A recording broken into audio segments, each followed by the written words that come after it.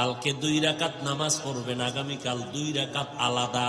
নামাজটার নাম তওবার নামাজ। বলেন কি নামাজ?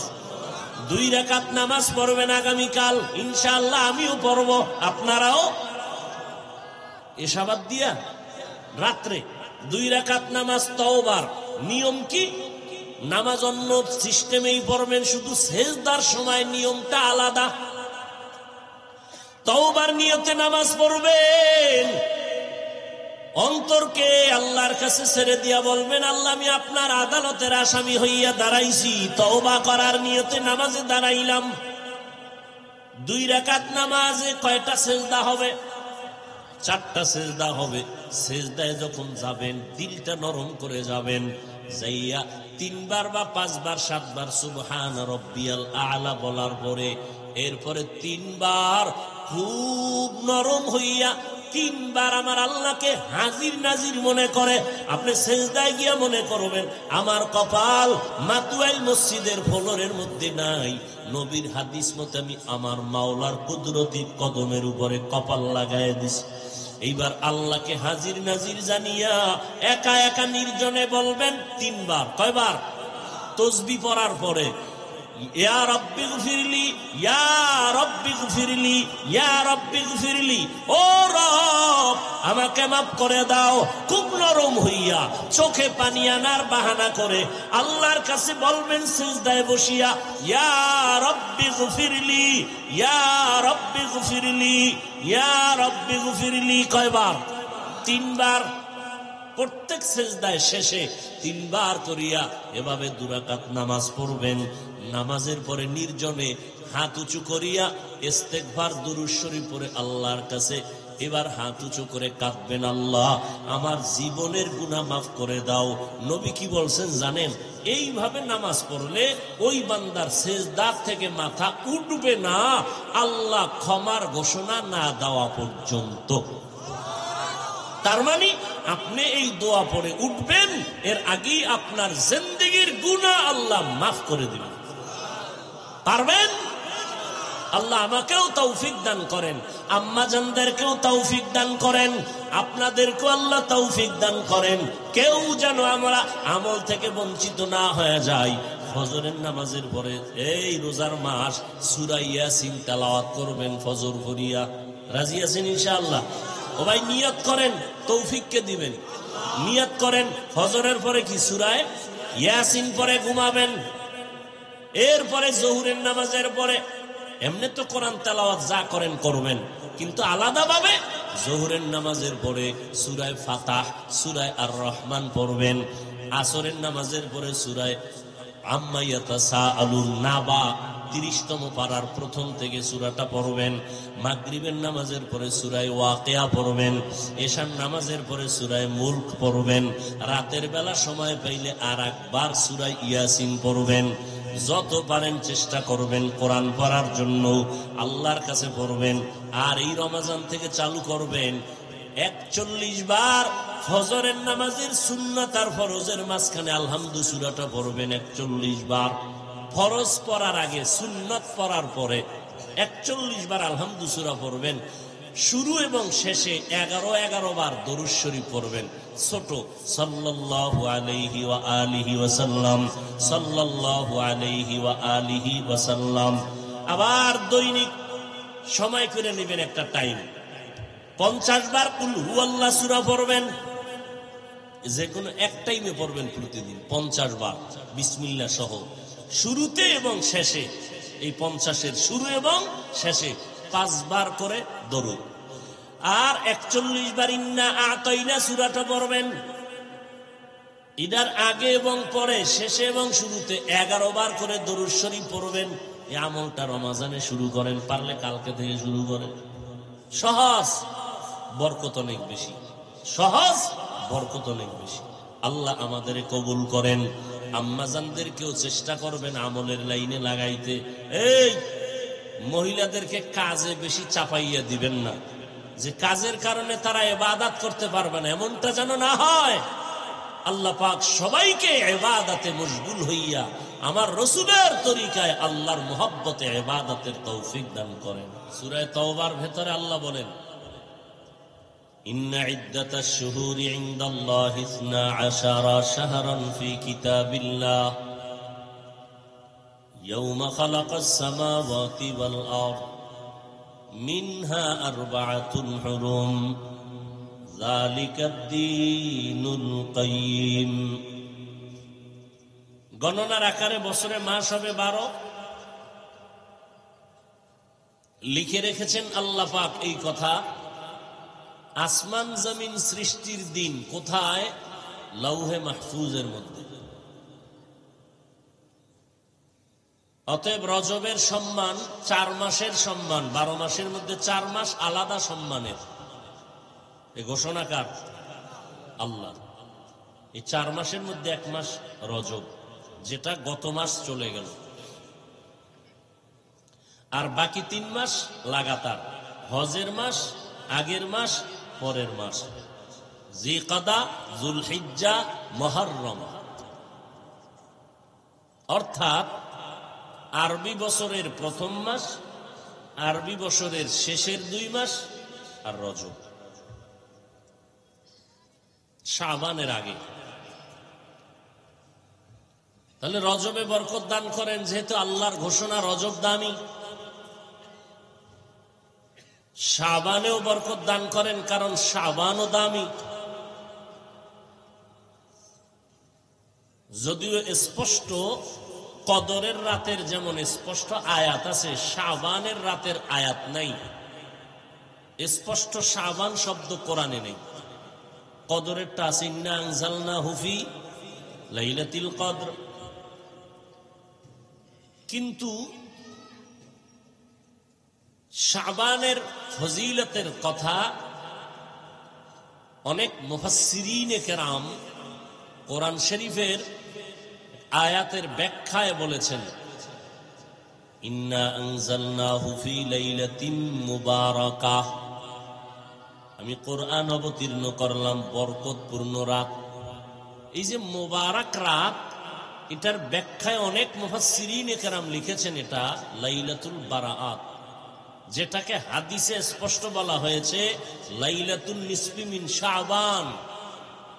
শাবানের 14 তারিখের দিন যাইয়া রাত, আগামীকালের রাত। মানে আগামীকালের রাত মানে আগামীকাল দিন যাবে, এরপরে যে রাত হবে এটা হবে 14 তারিখের রাত। ইসলাম তথা শরীয়তের রাত আগে, দিন পরে। যেমন বৃহস্পতিবার দিন গেলে যে রাত আসবে এটা শুক্রবারের রাত। কথা বুঝাইতে পারছি? অসংখ্য হাদিস দ্বারা প্রমাণ এই লাইলাতুন নিসফি মিন শাবানের ফজিলত।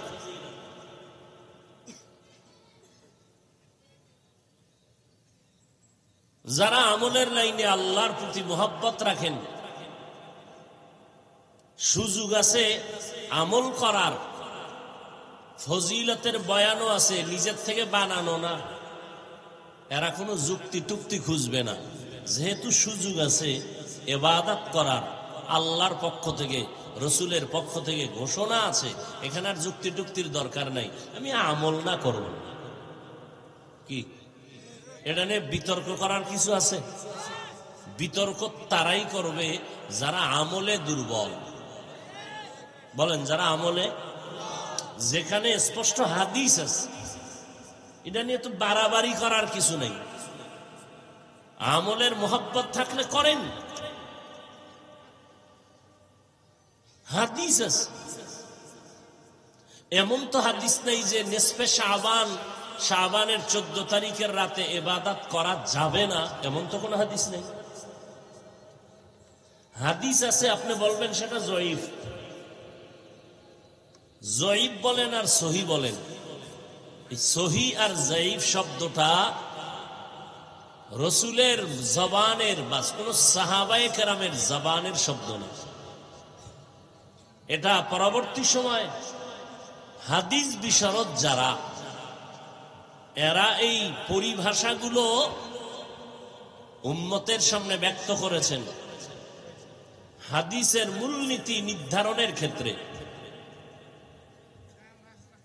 অতএব সহজ কথা আপনারা পেশপোষ বুঝবেন না। সহজ কথা, 14 তারিখ শাবানের রাতে ইবাদত বা বরকতের ঘোষণা রাসূলের হাদিসে আছে না নাই? আছে। অতএব আমরা ইবাদত করব, কিন্তু ইবাদতের নামে আমরা আবার কেউ বাড়াবাড়ি করব না। যেমন আমরা ইবাদত করব বলিয়া মসজিদে যাই, জেলাফি খাইয়া 2টা টাক দিয়া এরপরে রাস্তায় বিড়ি টানি আর বাজি ফুটাইয়া ঘুমন্ত বাচ্চাকে আতঙ্কিত করে দেই, আর বাচ্চার মা কষ্ট পাইয়া বরদোয়া করে। তাহলে শবে বরাত বা লাইলাতুন নিসফি মিন শাবান বিড়ি টানার রাত। তো বিড়ি টানেন কেন? বাজি ফুটানের রাত, বাজি ফুটাবেন কেন আমার যুবকেরা? ওদিন কি গুনাহ মাফের রাত না? তা আপনি উল্টা খামাখা বাচ্চার মায়ের বরদোয়া নেন কেন? কত বাসায় অসুস্থ রোগী থাকে, আপনার সে আওয়াজে ওই রোগী কষ্ট পায়, কষ্ট পেয়ে আহ বলে, বরদোয়া আসে। আপনি এমন একটা বরকতের রাত্রে বরদোয়া নিবেন কেন? এমন আকাম করার যদি নিয়তি থাকে তাহলে আল্লাহর রাস্তায় এসা পরে ঘুমায় যান, আপনার বরাত পালন করার দরকার নেই। আপনি ঘুমায় থাকেন, ওই গুনার থেকে ঘুম ইবাদত সব বেশি। আর যারা আসলেই ইবাদত করার নিয়ত আছে তারা মসজিদে যাবেন, ঘরে যাবেন, গিয়ে তেলাওয়াত করবেন, তসবিহ হাতে নিবেন, 100 বার ইস্তেগফার পড়েন, 100 বার জিকির করেন, দরুদ শরীফ পড়েন। এরপরে মনে চাইলে নফলের নিয়তে রোজা রাখেন। নবী তো শুধু একটা রোজা রাখেন নাই, হাদিসে বর্ণিত আছে আম্মাজান আয়েশা রাদিয়াল্লাহু আনহা বলেন নবী অনেক রোজা রেখেছেন রজব শাবানে, কারণ রমাজান আসতেছে, বড় গুরুত্বপূর্ণ মাস, যেই মাসে একটা নফলের দাম কত? ফরজের সমান। একটা নফলের দাম ফরজের সমান, আর একটা ফরজের দাম 70টা ফরজের সমান। ওই সময় ইবাদত একটু বেশি করতে হবে। হঠাৎ করে রোজা রাখতে গেলে বেহুশ হয়ে পড়বেন। অতএব আগের থেকে রোজা রেখে অভ্যাস তৈরি করেন, রমাজানে যেন দুর্বলতা না আসে। আগের থেকে একটু রাত জাগেন, ইবাদতে কাটান, রমাজান আসলে যেন এ কথা না বলেন মাজা ব্যথা তো 20 রাকাত পারি না, এমনটা যেন না হয়। কারণ এই রমাজান নবী কি বলছেন? রজবে বরকত দান করেন, শাবানে বরকত দান করেন, অবাল্লিগনা রমাজান, রমাজান পর্যন্ত আমাকে পৌঁছাইয়া দেন। তার মানে রমাজানের আগে যেন আমার মরণ না হয়, মরণ যদি হয় রমাজানের ভেতরেই যেন হয়। কারণ এমন একটা মাস, যেই রমাজান মাসে জাহান্নামের দরজাগুলো বন্ধ, জান্নাতের দরজাগুলো খোলা। রমাজানে শয়তানকে শিকলে বন্দী করে রাখা হয়। কোন শয়তান? এই শয়তান কিন্তু 3 দল, এই কথাটা মুখস্থ করেন। শয়তান কয় দল? আল্লাহর রসুল বলছেন রমাজানের চাঁদ উঠলেই শয়তানের শিকল লাগায়। কোন শয়তান? এক শয়তান হলো ইবলিস শয়তান, জিন শয়তান। আর এক শয়তান আছে আমার বডির ভেতরে, নফস শয়তান। কি শয়তান? ইন্নান নাফসা লাআম্মারাতুম বিসসু ইল্লা মা রাহিমা রাব্বি ইন্না রাব্বি গফুরুর রহিম। আর এক শয়তান হলো মানুষরূপী শয়তান। কয় দল হইল? মিনাল জিন্নাতি অন্নাস। আল্লাহ জিন শয়তান মানুষ শয়তান থেকে পানাহ চাই। কুল আউযু বিরাব্বিন নাস মিনাল জিন্নাতি অন্নাস। জিন শয়তানের তালা মারছে, নফস শয়তান না ভিতরে আছে? যখন মসজিদে ঢুকছি নফস আসেনি ভিতরে? নামাজের বাকি কত? কয় 5 মিনিট। কত একটু দেখি দেশের খবর লই, মোবাইলটা লইয়া। ওই নফস শয়তানে। আর এক দল আছে মানুষ শয়তান, নিজেও নামাজ পড়বে না, অন্যরাও দিবে না, নিজেও 20 রাকাত পড়বে না, অন্যে পড়বে তাও পছন্দ করবে না। নিজেও দাড়ি লম্বা করবে না, অন্যে করবে তাও পছন্দ করবে না। নিজেও টুপি পরবে না, অন্যে পরবে তাও পছন্দ করবে না। অর্থাৎ নিজের পেটের সমস্যার কারণে গরুর গোশতের খিচুড়ি খায় না, আর একজনে খাইবে তাও দিবে না। নিজের ডায়াবেটিসের কারণে বগুড়ার রসমালাই খায় না, আর একজনে খাইবে এটাও খাইতে দিবে না। নিজের কলবের রোগের কারণে তাবলিগে যাবে না, আর একজনে তাবলিগে গিয়া দাড়িওয়ালা নামাজি আল্লাহওয়ালা হবে তাও পছন্দ করে না। নিজেও আল্লাহর মোহাব্বতে জিকির করবে না, আর একজনে জিকির করবে তাও বরদাস্ত করে না। নিজের সন্তানটাকে কোরআন পড়াবে না, কারো সন্তান কোরআন পড়ে আলেম হবে, হাফেজ হবে, তাও মেনে নিবে না। এটা কোন শয়তান? আমার কথা। এবার কোরআনের দলিল দেই। যেই মানুষের এত দাম, ঘোষণাকার মানুষের মতো দামি আর পৃথিবীতে কোনো মাখলুক। বুঝে শুনে বললেন, গরুর দাম বেশি না মানুষের দাম বেশি? পশুর দাম বেশি না মানুষের দাম বেশি? মানুষ এই সম্মানের পাত্র বানায় দিছেন আমার আল্লাহ স্থায়ীভাবে।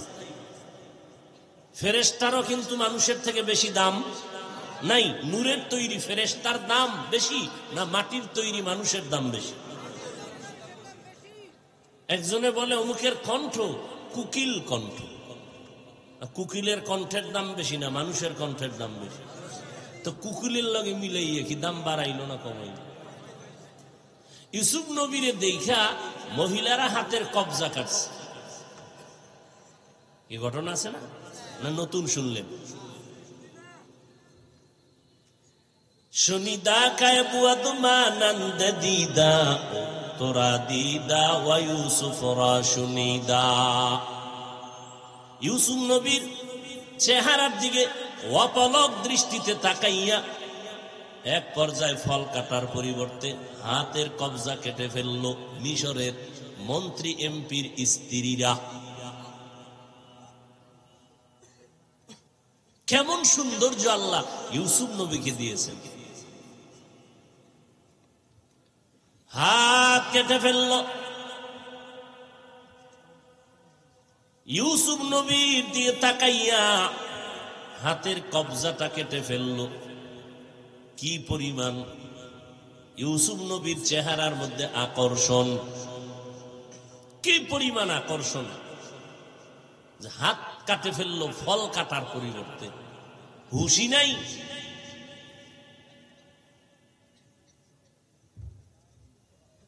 আর কাটটা গিয়ে কয় এটা মানুষ না, এটা কি? একটা ফেরেশতা। ইউসুফ নবীরে কয় এটা কি না মানুষ না। বলে একজন ফেরেশতা, সম্মানিত ফেরেশতা। মানুষের দাম বেশি না ফেরেশতার দাম বেশি? ফেরেশতার সাথে তুলনা দিয়া দাম কমাইলো না বাড়াইলো? কমাইল। একটু চিন্তা করেন তো কথাটা। আমরা মানুষ,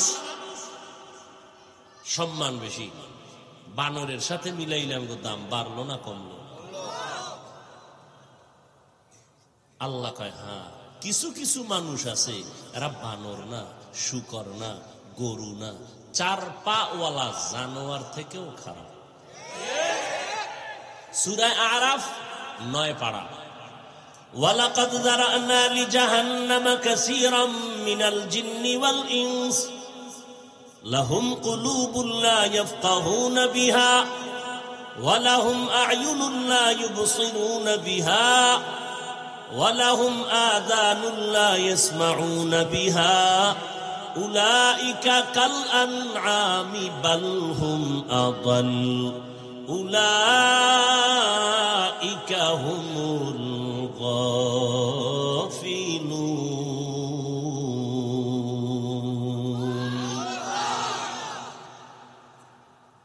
আল্লাহু আকবার সবাই কইছেন নি না?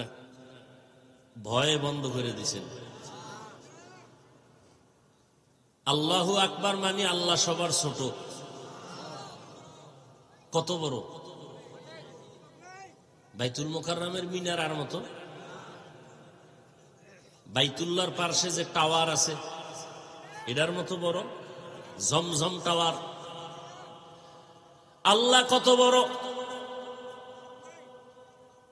বলে বান্দা তুমি লিখতে থাকো, বলতে থাকো, তোমার বলা শেষ, লেখাও শেষ, কালিও শেষ, কাগজ শেষ।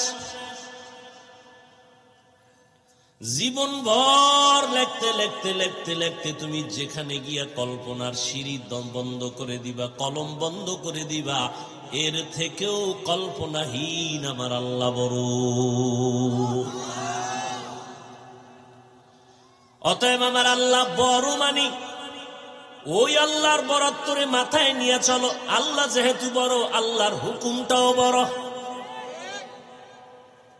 আল্লাহকে বড় বললাম, আল্লাহর হুকুম নামাজ পড়লাম না, আল্লাহর হুকুম পর্দা করলাম না, আল্লাহর হুকুম হালাল খাইলাম না, তাহলে আল্লাহকে যে বড় বললাম, এই বড় তো আমি বাস্তবায়ন করতে পারি নাই। আল্লাহ আমার বড়, আল্লাহর কোরআন বড়, আল্লাহর নবী বড়, আল্লাহর বানানো মাখলুকাত মানুষের দাম বড়। ও আল্লাহর কোরআন এত বড়, যার কোনো তুলনা নাই। কোরআন শরীফটার ওজন 250 গ্রাম, কিন্তু হাকিকতে তার ওজন কত? জিব্রাইল আমিন নবীর কাছে আসছেন মাত্র 5টা আয়াত নিয়ে। 40 বছরের পর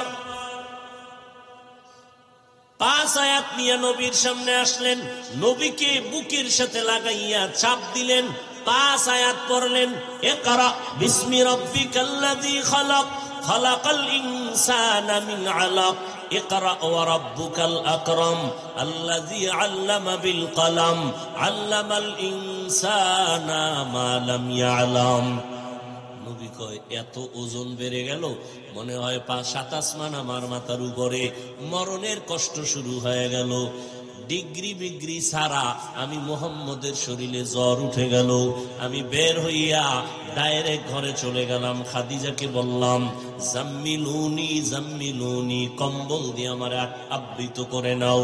5টা আয়াতের ওজনে আমি বরদাস্ত করতে পারি নাই, আমার জ্বর উঠে গেল।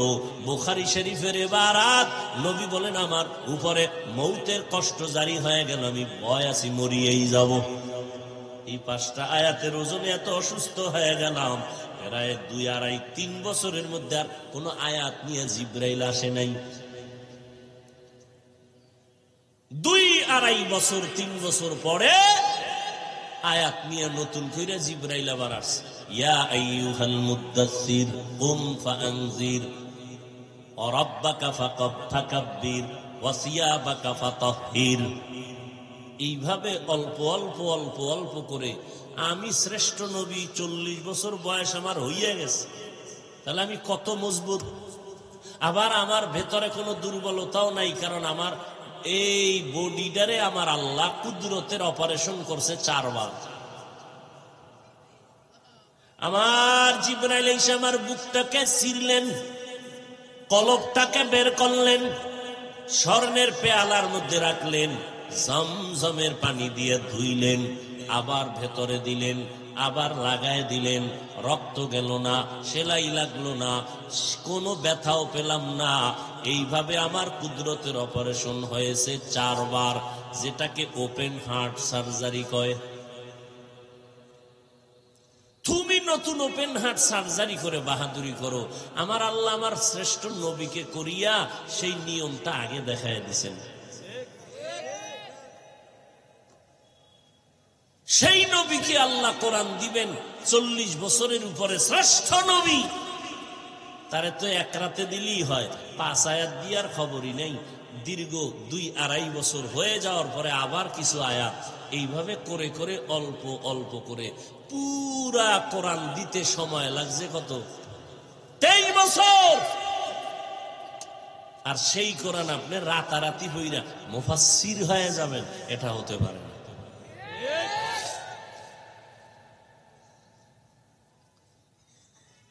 আল্লাহ তাআলা মানুষের এত সম্মান দান করেছেন। ও মানুষ, তোমার সম্মানটাকে যদি ধরে রাখতে চাও, রমাজান আসার আগে প্রস্তুতি নাও। ইবাদত যেন রমাজানে দুর্বলতা না আসে। যত পারো বেশি নামাজ পড়বা, বেশি তেলাওয়াত করবা, কারণ রমজান কোরআন নাজিলের মাস, রমজান হলো ইবাদতের বড় মাস।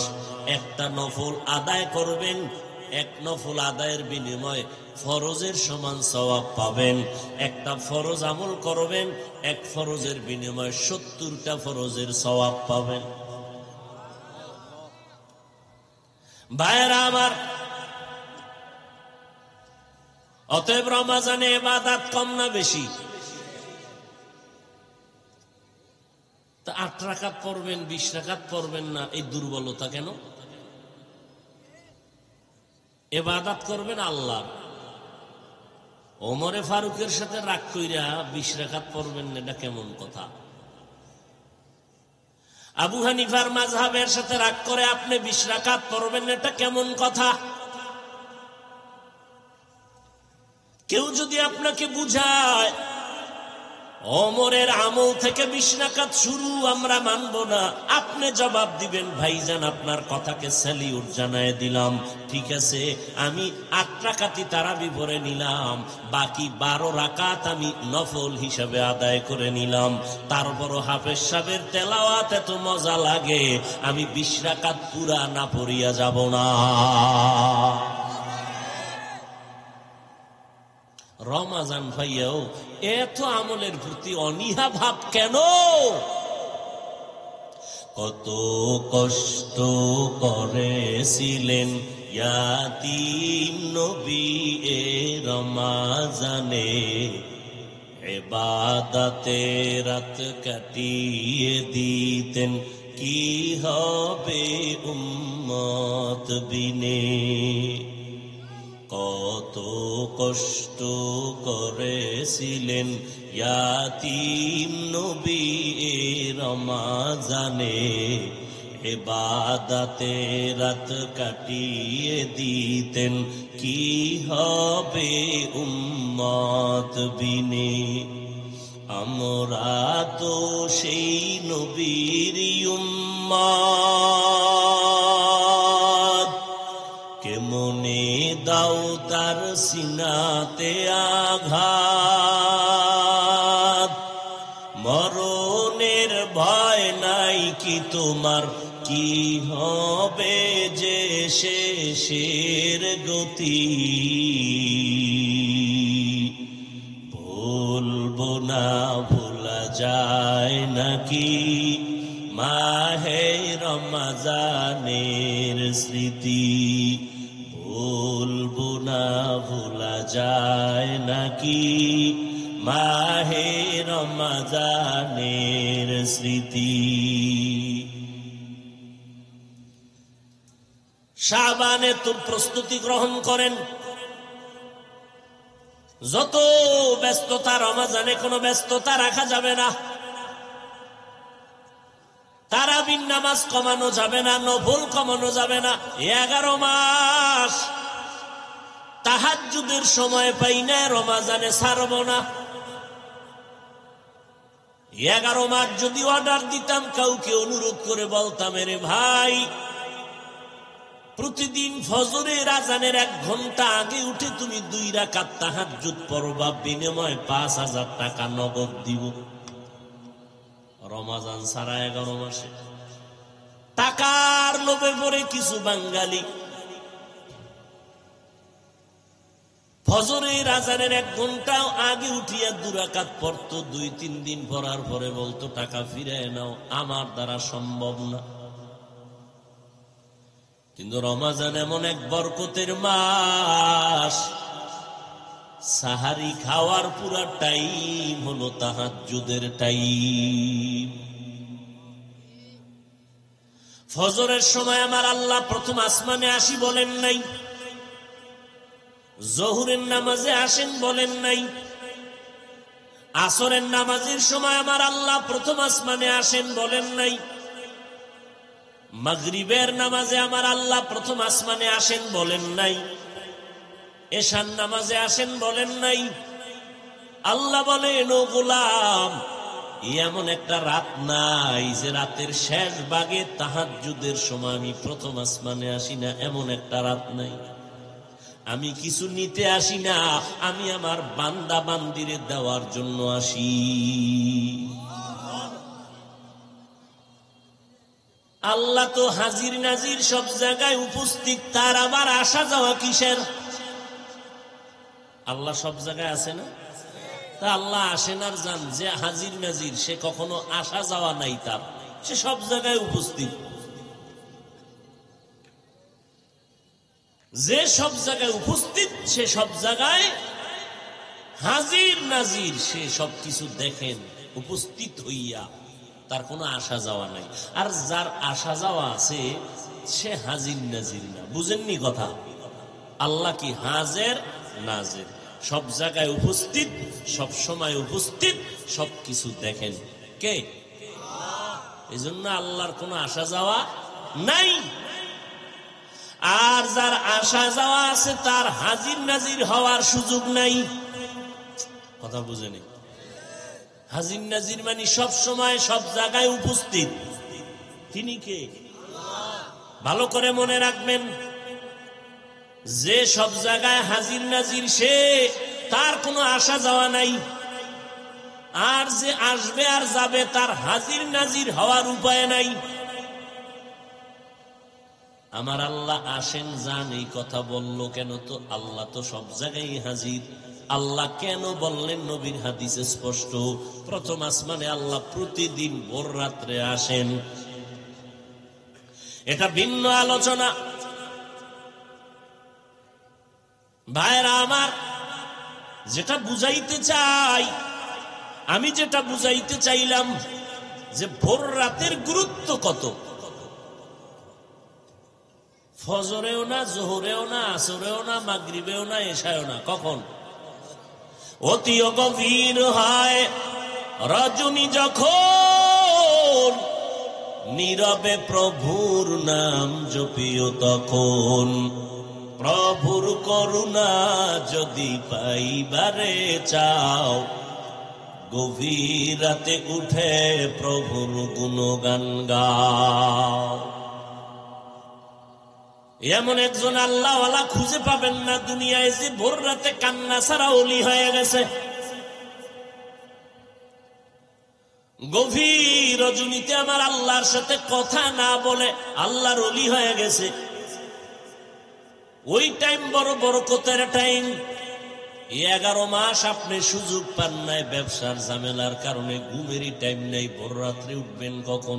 কিন্তু রমাজান এমন বরকতের টাইম, তাহাজ্জুদের টাইম হলো পুরা সাহারি খাওয়ার টাইম।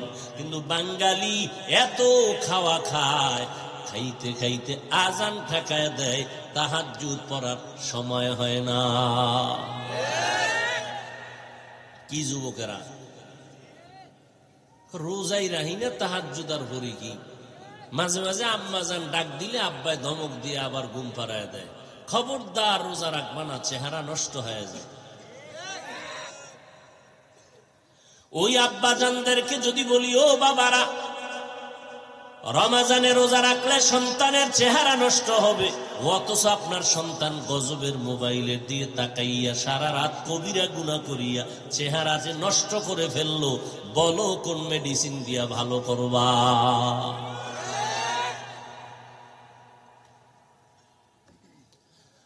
হ্যাঁ, এভাবে বয়ান চলবে, এভাবেই চলবে। বিরোধীরা বিরোধিতাই করবে, আমলওয়ালারা আমল করেই যাবে। এভাবেই একদিন কিয়ামত হয়ে যাবে। কেউ লেখবে, কেউ মুছবে, এই নিয়ম। লেখতে পারে না, কি পারে? মুছতে পারে। প্রশংসা করতে পারে না, বদনাম গাইতে পারে। উপকার করতে পারে না, বাস দিতে পারে। একটা কাজ করতে হইবে তো। যারা শয়তানে ধরে কাম থুই আকাম করে, এটা করতে হইবে তো। মা বাঙালি না, হুদা বয়া থাকা যায়, এটা করতে হবে। কোনো কাম না থাকলে বয়ে বয়ে ভালো কামটারে আকাম বানাই দেবে।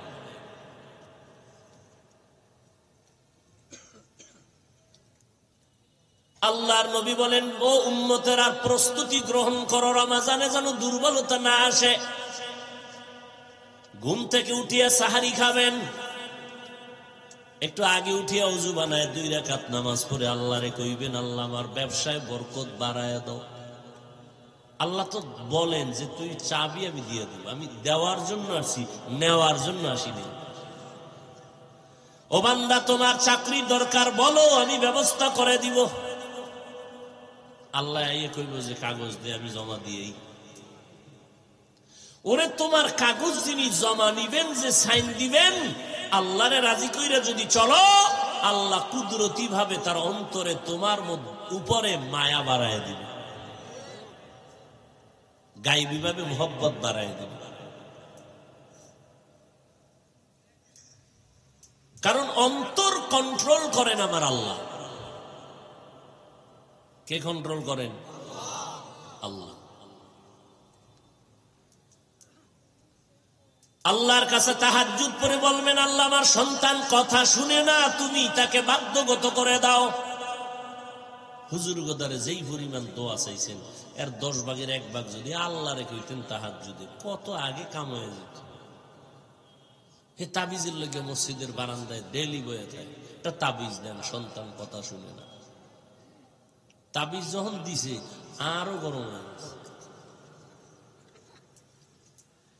হুজুর কি তাবিজ দিলেন? কা হাদিয়া কত দিছেন? এত কা হয় না, ডবল দিতে হবে। তাবিজ তো আমার রসুল দিয়ে গেছেন 1500 বছর আগে। সন্তানটারে 7 বছর বয়সে নামাজের মুসল্লায় দান করাও, 10 বছর যখন হবে শাসন করিয়া হলেও নামাজি বানায় দাও। কারণ ছোট থেকে যদি কন্ট্রোলে না নাও, বড় হলে তুমি আর কন্ট্রোলে নিতে পারবা না।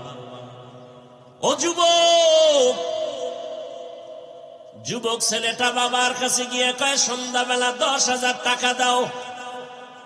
বাবায় জানে এখন টাকা দিলেই সন্তান এখন জুয়ার আড্ডা, মদের আড্ডায় চলে যাবে।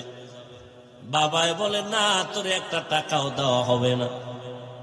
সন্তান জিদ কন্ট্রোল করতে না পেরে বাবার উপরে হামলা শুরু করলো, বাবারে মারধর শুরু করলো। বাবা এক পর্যায়ে রক্তাক্ত হইয়া জমিনের মধ্যে পড়ে গেল। মা আইসা পাও ধরে কাঁদে আর কয়, বাবা আর মারিস না, তোর বাবা বেহুশ হয়ে গেছে। কেমন সন্তান! বাবার গায়ে হাত তুলে, মায়ের গায়ে হাত তুলে।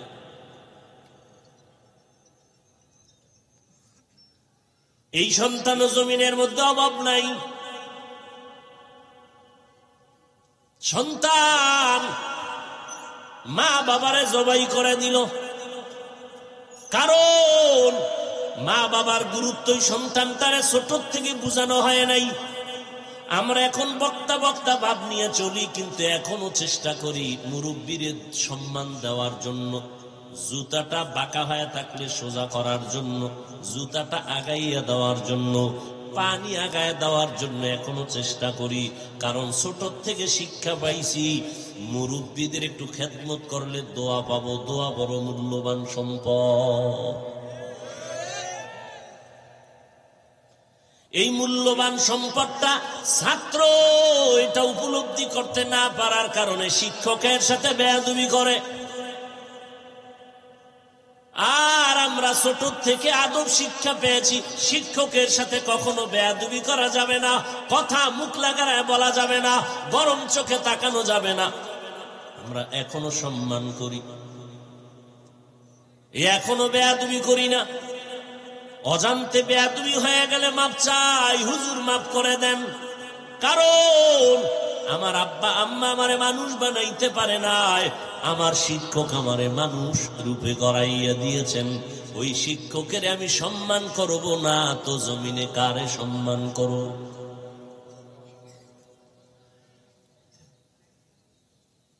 ওরে আল্লাহর বান্দারা, তাহাজ্জুদ পড়ে কাঁদো। তোমার বিবাহের সমস্যা, আল্লাহর কাছে তাহাজ্জুদ পড়ে বলো। আল্লাহর তো ওয়াদা করা, আল্লাহ তো কয় নাই তোরটা একটু পরে করুন, কারণ আমার মাইয়া আছে তো এটা আগে শুনবো। আল্লাহকে আমার তো কোনো কিছুই নাই, লাম ইয়ালিদ ওয়া লাম ইউলাদ। আমি আল্লাহ তোমাকে বড় আদর করে বানাইয়া তোমার সম্মান সবার উপরে দিলাম। অতএব অন্যেরটা শোনার আগে তোমারটা আগে শুনবো, কারণ তুমি আমার আদরের গোলাম। তোমার চাকরি নাই বলো, রিজিক তো আমি দিব। দুনিয়ার কারো হাতে আমি রিজিকের চাবি দেই না। কার হাতে চাবি? সরকারের হাতে, এমপি সাহেবের হাতে। দুনিয়ার কোন মানুষের হাতে যদি রিজিকের চাবিটা দিত, আমাকে হুজুর গো মাইরা লাইতো কত আগে। কিন্তু হুজুর গো বেতন জীবনও বাড়াইবে না। কিন্তু আল্লাহর শুকর, এই টোটাল জমিন তো আছে, এরপরে চোখের সামনে বাংলাদেশে হুজুর গো আল্লাহ যা খাওয়ায়, কোটি কোটি কোটি কোটি হাজার কোটি টাকার মালিক বিল্ডিং ওয়ালাও এই পরিমাণ খানা ওর জীবনও হয় না। হুজুরের এই রমাজানে যা খাই 12 মাসে পাইছে নি কেউ? কে খাওয়া? ও বাবায় রাগ হুজুরের লগে, স্ত্রী কয় বেদবি করবা না, খবরদার এই গোশতের ফেয়ালাটা ফাটাই দাও। ওই যে একটু আগে বলছি না, অন্তরে মোহব্বত ঢুকাইয়া দিবেন কে? গাইবি বাবা। হুজুরে কি টেলিফোন করছে এই মুরগির গোশত না ফাটাইলে আগুন জ্বালাই দিন? ঈদের সময় আসছে, স্বামী বাঁকা হয়ে গেল, স্ত্রীর মনের মধ্যে আল্লাহ গাইবি ভাবে মোহাব্বত বাড়ায় দিছেন। ইমাম সাহেবের খেদমত কর, দোয়া ভাবি বলে যাও তুমি নিজে জামা কাপড় কিনলা, ইমাম সাহেবের একটা জামার কাপড় দাও, হুজুর খুশি হবে, আল্লাহ খুশি হবে। হুজুরেরা পরের দেখায় না, হুজুর তকদিরেরটা হুজুরের নিজের বাজেট থেকে তাই খায়। হাদিস শরীফে নবী বলেন, এই বাড়িওয়ালারা মেহমান আসলে পেট ভরে খাওয়াও, মেহমান তোমারটা খায় না, আর রিজিকে বন্টন যেটা ওইটা খায়।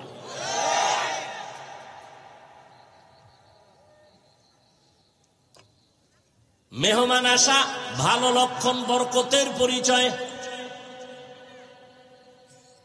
কিন্তু এই বইলে দরজা খুলে ঘুমান যাইব না, বুঝেন নাই? খবরদার, কারণ বন্ধুর বেশিও দুশ্মনের অভাব নাই।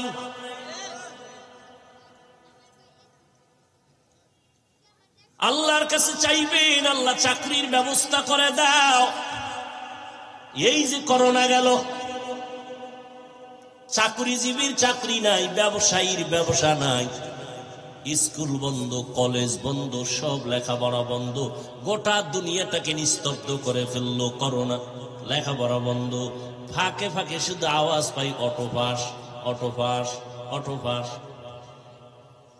আর 10টা বছর যদি খালি অটোপাসের আওয়াজ হইত, জাগার ডাক্তার চেম্বার খুলে বইতে দিগায় গ্যারান্টি বাসারটা না দিতে পারলো মরারটা রেডি।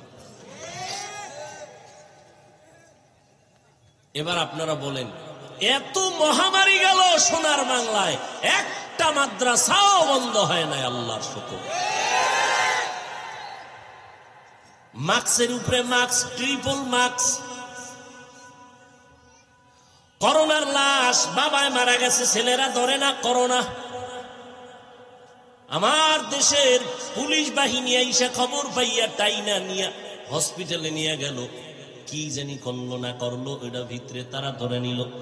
আর আমার দেশের টুপিওয়ালা উলামায়ে কেরাম শত শত করোনার লাশ দইরা গোসল করাইয়া কাফন দাফন করাইয়া মাটি দিল। আল্লাহর শুকর আদায় করে বলি বাবারা, নজর দিয়া দেখো, একজন হুজুরেও করোনায় মরে নাই। কোন হুজুর না খাইয়া রাস্তায় ভিক্ষা চাইছে বলেন? কোন হুজুর মাদ্রাসার বেতন বন্ধ 2-3 বছর রিক্সা চালাইছে? কাউকে বলেও নাই লজ্জায়। বাচ্চা নিয়ে কান্না করেছে ওই গভীর রাতেও, দয়ার মালিক তুমি মানুষের সামনে লজ্জা দিও না, গায়বী ভাবে রিজিকের ব্যবস্থা করে দাও। মাদ্রাসাগুলো মোটামুটি চলতেছিল। আর আমার তো মনে হয় আমার দেশের মাদ্রাসার ছাত্র কোরআন তেলাওয়াত করেছে, এই জন্যই আমার দেশ বড় শান্তিতে ছিল।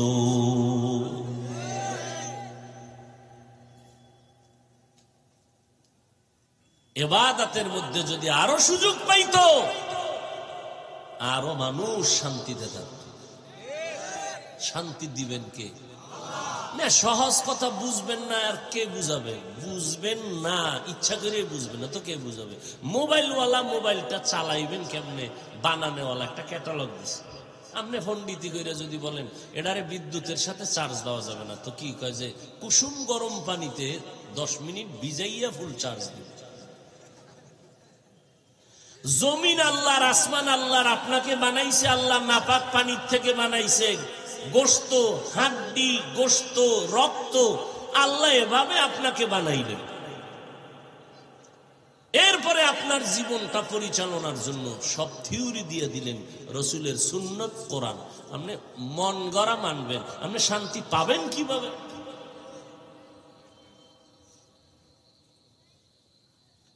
বর্তমান দুনিয়াতে যারা আল্লাহর কোরআন রসুলের সুন্নত যত পার্সেন্ট ধরে রাখছে, তত পার্সেন্ট তারা শান্তিতে এবং সম্মানে আছে। এখন এইটাই তো মেনে নিতে পারে না আল্লাহর দুশ্মন, রসুলের দুশ্মনেরা।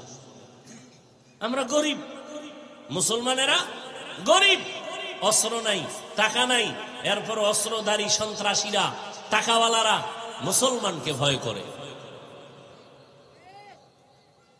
Crore crore, million, trillion, billion পয়সা, ডলার খরচ করে মুসলমানকে ক্ষতি করার জন্য, অথচ মুসলমান কারোর মাথাও বাড়ি দেয় না। মুসলমানের অস্ত্র নাই, মুসলমানের অট্টালিকা নাই, মুসলমানের কোন টুইন টাওয়ার নাই, এরপরও কোটি কোটি, মিলিয়ন, ট্রিলিয়ন অর্থ ব্যয় করে মুসলমানের পেছনে। ওদের টাকা মুসলমানের পেছনে ব্যয় করার কারণ মুসলমান কমাইয়া দিবে। না, আল্লাহ বাতি জ্বালাইলে কে নিব? আমি বিদ্যুতের বাতি জ্বালাইছে, এবার এটার আপনি ফু দিয়ে নিবেইতে পারবেন নি? এটা নিবানের লেগে সুইচ লাগবে না? সুইচ যেখানে আছে ওখানে একজনে বোট লাগায় তালা দিয়ে রাখছে, আপনি হ্যাঁ গিয়ে ফুয়াইলে নিবনি? হ্যাঁ, ওই সুইচওয়ালা যখন টিপ দিবে ফু লাগবে না, দিতে দেরি, বন্ধ হতে। দিনের সুইচ তো আমার আল্লাহর কুদরতের হাতে, না আপনি নিবাবেন কেমন? ইতিহাস কি আমাদের শিক্ষা দিবে? এই রমাজান, খবরদার, আপনি মুসলমান, আপনি নবী মানেন, আল্লাহ মানেন, কোরআন মানেন, হাদিস মানেন, ইসলাম মানেন, কথা ঠিক? আপনি কেন ইবাদত কমায় দিবেন তাও রমাজানে? আমার হৃদয়ের দাবি, এরপরে রিডিং শিখবেন, এরপরে না অর্থ। কি মানে একজনে যদি অর্থ না জানি পড়লে লাভ নাই, আপনি অর্থ আগে জানবেন, কোরআন না বুঝে অক্ষরই চিনেন। কি আজীব কথা!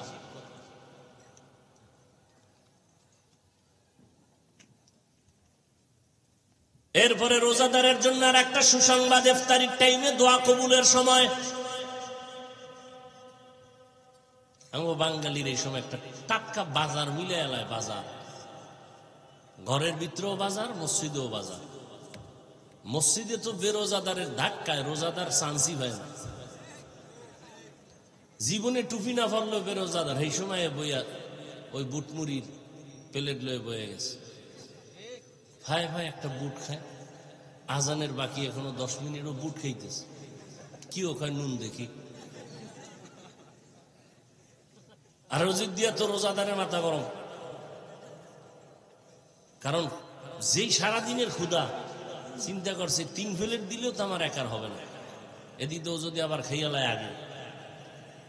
আল্লাহ পাকের কুদরত, শরবতের গ্লাসটা টান দিছে বিসমিল্লাহ কইয়া, পুরা 1 গ্লাস শরবতের পরে আর বাকি নিজের প্লেটের খানা খাওয়ারও ক্ষুধা থাকে না। ঘরের ভিতরে মহিলারে ব্যস্ত বানায় দিছে, পেঁয়াজু বানাও, কোন রকম কষ্ট বাচ্চা টাচ্চা এর মধ্যে বানাইছে। এর মধ্যে আবার ভুল, নুন হইল না, চিনি হইল না, শরবতে চিনি নাই, পেঁয়াজুতে নুন নাই, এরপরে এইটা করো নাই, সেটা কর। ওরে ভাই, ইফতারির আধা ঘন্টা আগে আপনি সহযোগিতা করবেন, 11 মাস টাইম পান নাই, এই 1 মাস স্ত্রীর সহযোগিতা করে আধা ঘন্টা আগে পুরা ইফতারির আয়োজন করে কমপ্লিট। সবাই অজু টজু করে রেডি হও, ইফতারি সামনে নিয়ে বসো। কেউ কোরআন পড়ো, কেউ জিকির করো, কেউ দুরুদ পড়ো, মনে মনে দোয়া করো। আর কোনো আওয়াজ নেই ইফতারির আগে দোয়া কবুলের সময়। কি এর দোয়া? এমন বাজার মিলাইছে, আজানই হলে না। 3 মিনিট পরে কয় মুয়াজ্জিনকে যে আজান দেয় নাই, ওই যে চিল্লা চিল্লির কারণে আজানই টের পায় নাই। দোয়া করবে কখন? ইফতারির দোয়াটাও করে না। বিসমিল্লাহ বইলা যে একটু ইফতারি লইবে, এই সুযোগটাও নেই। অথচ কত বরকতের সময় আল্লাহ ফেরেশতাকে কয়, ওই ফেরেশতা দেখ, সারাদিনের ক্ষুধা, কঠিন ক্ষুধা পেটে, সামনে খানা, এরপরও খায় না। পিপাসার্ত, সামনে পানি, পান করে না। কেন জানো? আর আমি আল্লাহকে ভয় করি।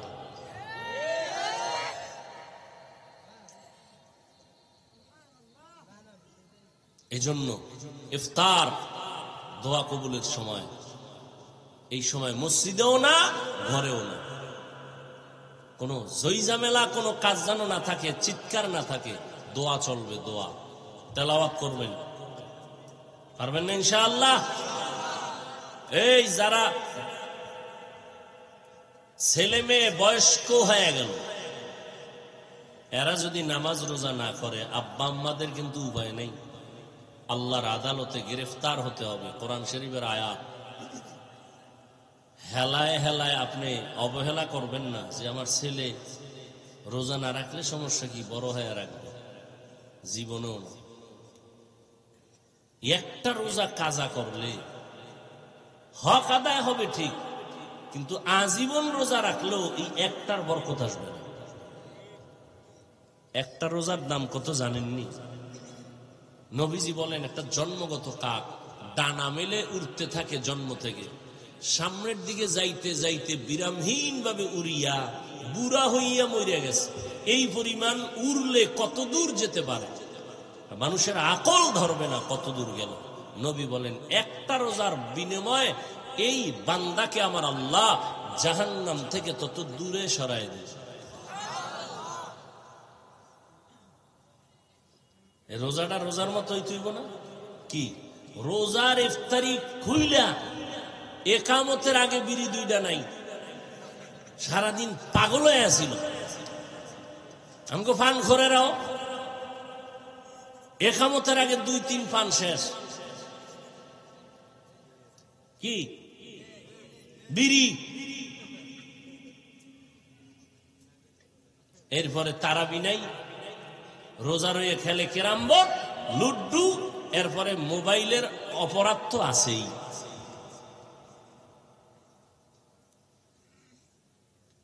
আল্লাহ পাক ওই রোজাদারকে বলছেন যে ওই পরিমাণ দূরে সরাই দিবেন যেই রোজাদারের রোজাটা 6টা গুণের দ্বারা হবে। এমনি নামাজ পড়ছেন, পুরস্কার দিয়ে দিছে ফেরেশতা, দাও এই পুরস্কারটা দিলাম, দিয়ে দাও নামাজিরে। কোরআন তেলাওয়াত করছে, এই পুরস্কার লিখে দাও। রোজা না দিবি না, কথা কি?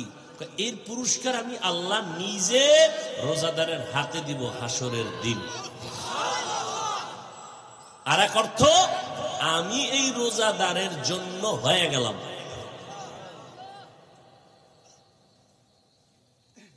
আল্লাহ আমার হয়ে যাবে যদি আমি রোজাটা রাখতে পারি। 6 গুণ ঠিক রেখা রোজা, এর মধ্যে 1 গুণ চোখের হেফাজত। রোজা রাখা কি পরিমাণ চোখের হেফাজত করতে পারেন হিসাব করতে হবে। জবানের হেফাজত, কানের হেফাজত, ইফতারি আর সাহারি হালাল টাকার মাধ্যমে হতে হবে। জেনে শুনে বেরোজাদারকে ইফতারি খাওয়ানো গুনাহ। আপনি জানেন এই লোকটা রোজা রাখে নাই, তাকে ইফতারি খাওয়াইবেন, আপনার গুনাহ হবে। অতএব এই বরকতের মাস আগামীটা পাবেন কিনা জানা নাই। গত রোজায় যারা ছিল অনেকেই এই রোজায় নাই। অতএব আগামীকাল একটা বরকতের রাত আসতেছে, তৈরি হয়ে যায়। যুবক ভাইরা আল্লাহর কাছে কান্নাকাটি করবেন, পেছনের গুনাহ মাপ চাবেন এবং তৌফিক চাবেন আল্লাহ পুরা রমজান যেন ইবাদতে কাটাইতে পারে। আল্লাহ আমাদের সবাইকে আমল করার তৌফিক দান করেন। নবী কিন্তু বদদোয়া করেছেন রোজাদার, রমাজান পাইয়া যারা জাহান্নাম থেকে নিজেকে বাঁচাইতে পারলো না, তাদের উপরে আল্লাহ পাকের লানত, ফেরেশতাদের লানত, আমার রসুলের লানত। অতএব রোজা ছাড়বো। উপযুক্ত মেয়েরা, বোনেরা, উপযুক্ত ছেলেরা রোজা ছাড়া যাবে না। খবরদার, আল্লাহর কাছে আগামীকালকে কান্নাকাটি করে তৌফিক চাইবেন, আল্লাহ তুমি একটা রোজাও যেন ভাঙ্গি না, তুমি তৌফিক দিও। শয়তানের ধোকায় পড়ে যেন আমার রোজা নষ্ট হয়ে না যায়, আমার রোজাটার হক আদায় করে আমি রোজা রাখতে পারি। ঈদের দিন, রোজার ঈদের দিন, রোজার ঈদের দিন, ওই ঈদটার নাম কি? রোজার ঈদের নাম কি? ঈদুল ফিতরের দিন সবাই আনন্দ। ওমরে ফারুক দরজায় তালা লাগায় কান্না করে, কে সে ওমর? আশারায়ে মুবাশশারা জান্নাতি সাহাবাদের মধ্যে দ্বিতীয়, খোলাফায়ে রাশিদিনের মধ্যে দ্বিতীয় সেই ওমর, অর্ধজাহানের খলিফা ওমর দরজায় তালা লাগায় ঈদের ফিতরের দিন কান্না করেন। সাহাবী আবু হুরায়রা বলেন, ও খলিফাতুল মুসলিমিন, কাঁদেন কেন আনন্দ বাদ দিয়া? বলে, আনন্দ তো ওই ব্যক্তি করবে যার কোনো পেরেশানি নাই। আপনার কিসের পেরেশানি? রমাজানে রোজা রাখলাম, কবুল হইল কিনা পেরেশান। কোরআন তেলাওয়াত করেছি, কবুল হইল কিনা চিন্তায় পড়ে গেলাম। জাহান্নাম থেকে মুক্তি পাইলাম কিনা পেরেশান। আবু হুরায়রা রাদিয়াল্লাহু আনহু বলেন, খলিফাতুল মুসলিমিন, আপনি তো জান্নাতি দর্জনার মধ্যে টিকিট পেয়েছেন দ্বিতীয়, আবার এত পেরেশানি কেন? ওমর বলে, আমার আল্লাহ যদি বেজার হইয়া টিকিটটা ক্যান্সেল করে দেয় তো আমি ওমরের কি উপায় হবে, এই ভয়ে কান্না করি। অতএব আল্লাহর কাছে কাঁদেন। সন্তান মা বাবার শাস্তির ভয়ে যদি কান্না করে, ছাত্র যদি ওস্তাদের শাস্তির ভয়ে কান্না করে, আপনি আল্লাহর আযাবের ভয়ে গুনাহ করিয়া কেন কাঁদবেন না? কি পরিমাণ কান্না দরকার? ওমরের তো গুনাহ নাই, আল্লাহ তো মাফ করে দিলেন। সেই ওমর জান্নাতের টিকিট পেয়ে যদি ঈদের দিন কান্না করেন, আপনার কি পরিমাণ কান্না দরকার? কান্না যদি না আসে, নবী বলেন কান্নার বাহানা করো, তাতেও সওয়াব। আল্লাহর কাছে তৌফিক চাইবেন, আল্লাহ আমার চোখে পানি আসে না, হয়তো গুনার কারণে আমার উপরে আপনি বেজার হয়ে গেছেন, আমাকে তৌফিক দেন, আমি তৈরি হতে চাই, গুনাহ করব না, নামাজ ছাড়ব না, রমাজানে ইবাদত থেকে বঞ্চিত হব না। ও আল্লাহ, আপনি রহমান, আপনি গফফার, মেহেরবানি করে আমাকে মাফ করে দেন। শেষ দুইটা কথা করে মোনাজাত দিতেছি। কালকে 2 রাকাত নামাজ পড়বেন, আগামীকাল 2 রাকাত আলাদা। নামাজটার নাম তওবার নামাজ। বলেন কি নামাজ? 2 রাকাত নামাজ পড়বেন আগামীকাল, ইনশাআল্লাহ আমিও পড়ব, আপনারাও। এশাবাদ দিয়া রাত্রে 2 রাকাত নামাজ তওবার। নিয়ম কি? নামাজ অন্য সিস্টেমেই পড়বেন, শুধু সেজদার সময় নিয়মটা আলাদা।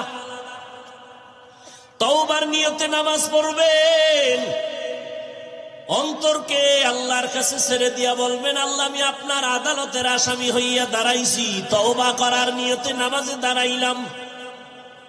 2 রাকাত নামাজে কয়টা সেজদা হবে? 4টা সেজদা হবে। সেজদায় যখন যাবেন, দিলটা নরম করে যাবেন, যাইয়া 3 বার বা 5 বার 7 বার সুবহান রব্বিয়াল আ'লা বলার পরে, এরপরে 3 বার খুব নরম হইয়া 3 বার আমার আল্লাহকে হাজির নাজির মনে করে আপনি সেজদায় গিয়া মনে করবেন, আমার কপাল মাতুয়াইল মসজিদের ফ্লোরের মধ্যে নাই, নবীর হাদিস মতে আমি আমার মাওলার কুদরতি কদমের উপরে কপাল লাগায় দিছি। এইবার আল্লাহকে হাজির নাজির জানিয়া একা একা নির্জনে বলবেন 3 বার। কয়বার? তাসবিহ পড়ার পরে, ইয়া রাব্বি গফিরলি, ইয়া রাব্বি গফিরলি, ইয়া রাব্বি গফিরলি, ও রব আমাকে মাফ করে দাও। খুব নরম হইয়া চোখে পানি আনার বাহানা করে আল্লাহর কাছে বলবেন সিজদায় বসিয়া, ইয়া রাব্বি গফিরলি, ইয়া রাব্বি গফিরলি, ইয়া রাব্বি গফিরলি। কয়বার? 3 বার। প্রত্যেক সেজদায় শেষে 3 বার করিয়া এভাবে 2 রাকাত নামাজ পড়বেন। নামাজের পরে নির্জনে হাত উঁচু করিয়া ইস্তেগফার দুরূদ শরীফ পড়ে আল্লাহর কাছে এবার হাত উঁচু করে কাঁদবেন, আল্লাহ আমার জীবনের গুনাহ মাফ করে দাও। নবী কি বলছেন জানেন? এইভাবে নামাজ পড়লে ওই বান্দার সেজদা থেকে মাথা উঠবে না আল্লাহ ক্ষমার ঘোষণা না দেওয়া পর্যন্ত। তার মানে আপনি এই দোয়া পড়ে উঠবেন, এর আগেই আপনার জিন্দেগীর গুনাহ আল্লাহ মাফ করে দিবেন। পারবেন? আল্লাহ আমাকেও তৌফিক দান করেন, আম্মা জানদেরকেও তৌফিক দান করেন, আপনাদেরকেও আল্লাহ তৌফিক দান করেন। কেউ যেন আমরা আমল থেকে বঞ্চিত না হয়ে যায়। ফজরের নামাজের পরে এই রোজার মাস সূরা ইয়াসিন তেলাওয়াত করবেন ফজর পড়িয়া। রাজি আছেন ইনশাআল্লাহ? ও ভাই নিয়ত করেন, তৌফিক কে দিবেন। নিয়ত করেন ফজরের পরে কি সূরা ইয়াসিন পরে ঘুমাবেন। এরপরে জোহরের নামাজের পরে এমনি তো কোরআন তেলাওয়াত যা করেন করবেন, কিন্তু আলাদাভাবে জোহরের নামাজের পরে সূরা ফাতাহ, সূরা আর রহমান পড়বেন। আসরের নামাজের পরে সূরা আম্মা ইয়াতাসাআলুন নাবা 30তম পারার প্রথম থেকে সূরাটা পড়বেন। মাগরিবের নামাজের পরে সূরা ওয়াকিয়া পড়বেন।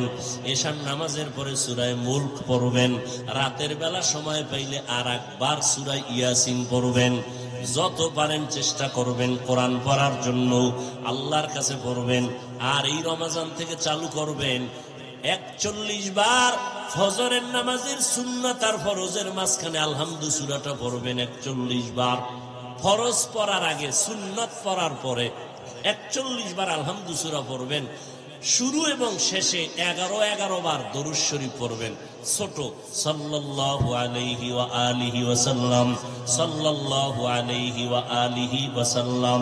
আবার দৈনিক সময় করে নেবেন একটা টাইম, 50 বার কুল হুয়াল্লাহ সূরা পড়বেন। যে কোনো এক টাইমে পড়বেন প্রতিদিন 50 বার বিসমিল্লাহ সহ, শুরুতে এবং শেষে। এই 50-এর শুরু এবং শেষে 5 বার করে দরুদ। আর 41 বার ইন্না আতাইনা সূরাটা পড়বেন। ইদার আগে এবং পরে, শেষে এবং শুরুতে 11 বার করে দরুদ শরীফ পড়বেন। এই আমলটা রমজানে শুরু করেন, পারলে কালকে থেকে শুরু করেন। সহজ, বরকত অনেক বেশি। সহজ, বরকত অনেক বেশি। আল্লাহ আমাদের কবুল করেন। আম্মাজানদেরকেও চেষ্টা করবেন আমলের লাইনে লাগাইতে। এই মহিলাদেরকে কাজে বেশি চাপাইয়া দিবেন না, যে কাজের কারণে তারা ইবাদত করতে পারবে না, এমনটা যেন না হয়। আল্লাহ পাক সবাইকে ইবাদতে মশগুল হইয়া আমার রাসূলের তরিকায় আল্লাহর মুহাব্বতে ইবাদতের তৌফিক দান করেন। আলহামদুলিল্লাহি রাব্বিল আলামিন, ওয়াসসালাতু ওয়াসসালামু আলা সাইয়্যিদিল আমবিয়াই ওয়াল মুরসালিন ওয়া আলা আলিহি ওয়া আসহাবিহি আজমাইন। ইয়া আরহামার রাহিমিন, ইয়া আরহামার রাহিমিন, ইয়া আরহামার রাহিমিন। রব্বিরহামহুমা কামা রাব্বায়ানি সাগীরা। اللهم إنا نعوذ بك من البرص والجنون والجذام وسيء الأسقام. اللهم إنا نسألك رضاك والجنة ونعوذ بك من سخطك والنار. اللهم اجعلني في عيني صغيرا وفي عين الناس كبيرا. اللهم إنك عفو كريم تحب العفو فاعف عنا. اللهم بارك لنا في رجب وشعبان وبلغنا رمضان. ইয়া আল্লাহ, আমরা গুনার বোঝা নিয়ে হাত তুললাম, মেহেরবানি করে আমাদের সকলের জিন্দেগীর সমস্ত গুনাহগুলো মাফ করে দেন আল্লাহ। আয় আল্লাহ, মাদ্রাসায় মাহফিল কবুল করে নেন, এলাকার ঘরে ঘরে সুন্নতের বাতি জ্বালায় দেন, মা বোনদের পর্দা নিশি আবেদা বানায় দেন, সন্তানগুলো নেককার বানায় দেন।